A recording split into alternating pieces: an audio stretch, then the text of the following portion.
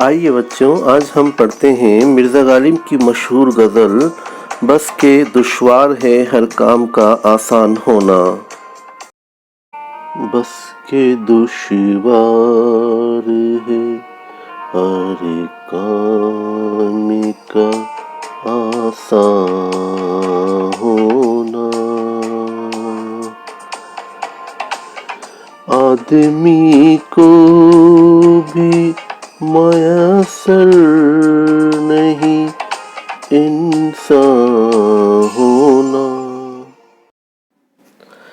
غزل کے اس پہلے شعر یعنی مطلع میں مرزا غالب فرماتے ہیں کہ دنیا میں کوئی بھی کام آسان نہیں ہے، ہر کام دشوار اور مشکل ہے، جس کو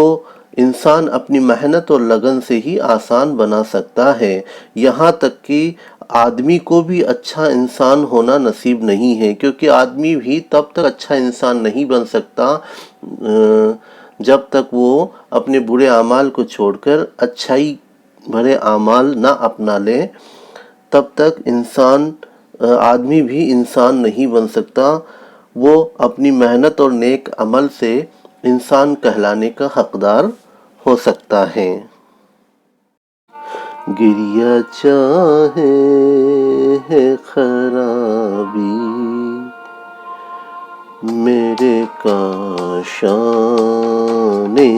کی، در و دیوار سے ٹپ کے ہے بیاباں ہونا۔ اگلے شعر میں مرزا غالب فرماتے ہیں کہ گریہ چاہے ہے خرابی میرے کاشانے کی، گریہ مطلب رونا دھونا، کاشانے مطلب گھر کی، در و دیوار سے ٹپکے ہے بیاباں ہونا، بیاباں مطلب جنگل ہونا۔ اس شعر میں غالب کا کہنے کا مطلب یہ ہے کہ رونا دھونا جو ہے میرے گھر کو نقصان پہنچانے کا کام کرتا ہے، اس کی وجہ سے در و دیوار یعنی چاروں طرف سے ویرانہ اور بیابانی نظر آتی ہیں، یعنی رونا دھونا اچھے بھلے گھر کو ویران اور بیاباں یعنی جنگل اجاڑ بنا دیتا ہے۔ جلوہ اج بس کے تقاضا نگاہ کرتا ہے، جوہر آئینہ بھی چاہے ہے مژگاں ہونا۔ اگلے شعر میں مرزا غالب فرماتے ہیں کہ جلوہ اج بس کے تقاضائے نگاہ یار کرتا، جوہر آئینہ بھی چاہے ہے مژگاں ہونا۔ یا اج بس کے سے مطلب ہے خود بخود یا آٹومیٹکلی، اور مژگاں سے مطلب ہے پلکیں۔ اس شعر میں غالب کا کہنے کا مطلب یہ ہے کہ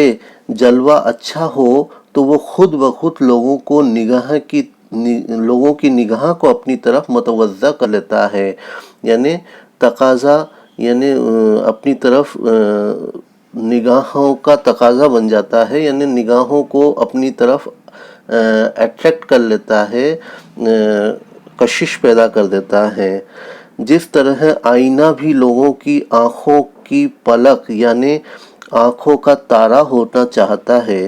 جو بھی آئینہ میں دیکھتا ہے وہ اس کی طرح ہو جاتا ہے۔ میرے قتل کے بعد اس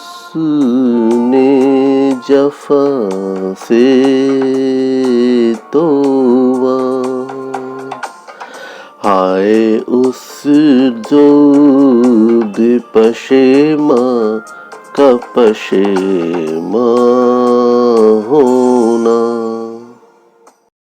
اپنے اس اگلے شعر میں مرزا غالب فرماتے ہیں کہ میرے قتل کے بعد اس نے جفا سے توبہ، ہائے اس زود پشیماں کا پشیماں ہونا، یعنی یہاں جو ہے قتل کے بعد جفا سے مطلب ہے ظلم وغیرہ کرنا، اور زود پشیماں مطلب ہوتا ہے جلدی شرمسار ہونے والا، اور پشیماں کا مطلب ہے شرمسار ہونا، یعنی جو میرا محبوب تھا حالانکہ وہ بڑا ہی جلد شرمندہ ہونے والا تھا، لیکن پھر بھی اس نے شرمندگی اٹھانے میں اتنی دیر لگا دی کہ میرے مرنے کے بعد، میرے قتل کے بعد اس نے جفا سے توبہ کی، یعنی ظلم و ستم سے وہ باز آیا۔ شاعر کا کہنے کا مطلب یہ ہے کہ اپنے محبوب کے ظلم و ستم کا ذکر کرتے ہوئے وہ کہتے ہیں کہ میرا محبوب اتنا سنگ دل ہے، یعنی اتنا پتھر دل ہے کہ جب تک میں جیتا رہا تو وہ مجھ پر ظلم و ستم کرتا رہا، اور میرے مرنے کے بعد اس نے ظلم کرنے سے توبہ کی۔ افسوس اس کو احساس بھی ہوا تو میرے قتل کے بعد ہوا۔ حیف اس سے چارہ گرا ہے کپڑے کی قسمت غالب، جس کی قسمت میں ہو عاشق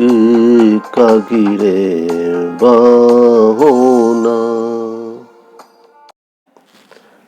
غزل کے اس آخری شعر میں مرزا غالب فرماتے ہیں، حیف اس چارہ غری کپڑے کی قسمت غالب، جس کی قسمت میں ہو عاشق کا غریباں ہونا، یعنی حیف سے مطلب یہاں ہے افسوس،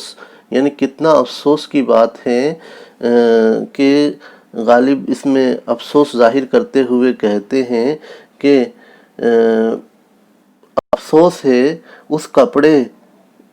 اس کپڑے سینے والے کپڑے کی، مطلب جو سینے پر ہوتا ہے اس کپڑے کی قسمت پر مجھے بڑا افسوس ہے، جس کی قسمت میں عاشق کا گریباں سینہ لکھا ہے۔ اس شعر میں شاعر نے چارہ غرہ یعنی 4 گانٹھ والی جو کپڑے کی قسمت ہے اس پر افسوس ظاہر کیا ہے، جو عاشق کے گلے میں پڑا رہتا ہے، کیونکہ عاشق کا جو ہے گریباں کبھی بھی چاک ہو جاتا ہے، تو اس لیے اس کپڑے کی قسمت ہی بیچاری ایسی ہی ہے۔